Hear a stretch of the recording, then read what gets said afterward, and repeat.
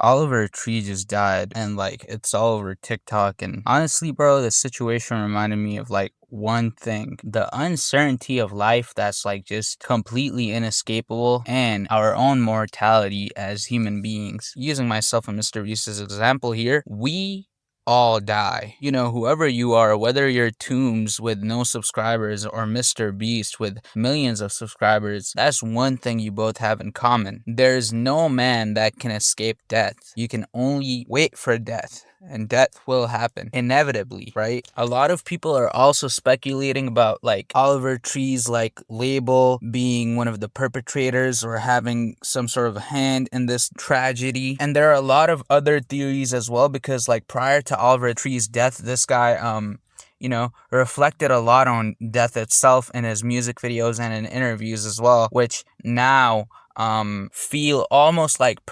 prophetic in a way, like as if he was like anticipating this. And people are interpreting that as like it being suicide or planned. And there are a lot of other crazy theories too. But like I said, the main thing that I extracted from this whole situation is that just slow down and think about death itself. We've been dead longer than we've been alive, and every single man in history, every single woman in history, every single human being, we have one thing in common: we all eventually die. Brian Johnson can try all these hacks and try all these biohacks, but he cannot escape death. There was even a friend of Oliver Tree from Brazil that was supposed to go on the helicopter with them, prior to the collision, but he said he denied to go like at the last moment, which is again, that just shows how fragile and uncertain life is. It is all out of our control. We have no control over it. This might sound weird, but like as I'm recording this, I might die, right? It's a possibility that's always there. And you know, it's kind of taboo to talk about like wanting to die, or not wanting to die, excuse me, but like death itself, just like discussing that, you know, the people that I love and care so much about, me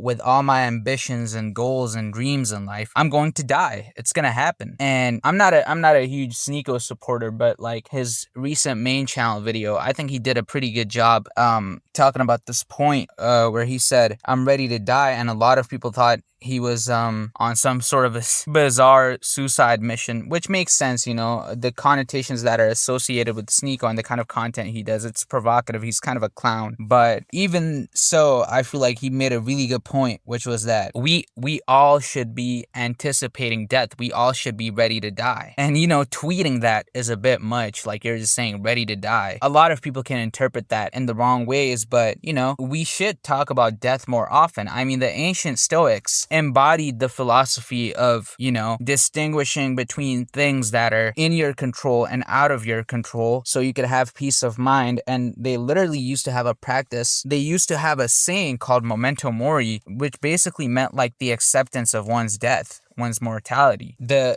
Stoics would remind themselves regularly that they and everyone they loved will eventually die. And it's not to be depressing, but because remembering death makes you appreciate life more. Think about it, bro. If you were alive for like 1,000 years, would you even appreciate the little moments in life? You would just get so used to it, you'd be numb. The reason why we appreciate life so much is because it is temporary, is because of death. And it's fine to say that. And not just that, it can also help you like kind of zoom out this sort of reflection, and it can also help you make better, more mindful decisions. Like think about it, if you were to die right now, would you continue doing the thing that you're doing right now? Your mind instantly goes to doing something that's more important. So essentially, I feel like we could extract something positive from this absolute tragedy of a situation that happened with Oliver Tree, which is that death can happen at any time. So try to appreciate life as much as possible, and you know, reflect on your death more often, because it will help you make better decisions.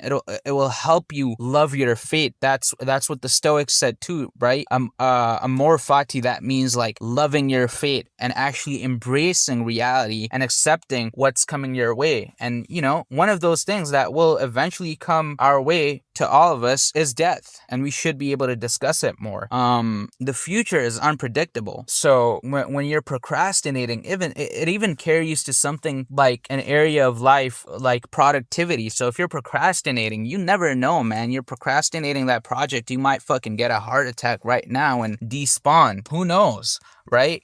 So yeah, not to joke about it because it's a serious thing, but yeah, that's basically all I wanted to talk about. Rest in peace, Oliver Tree.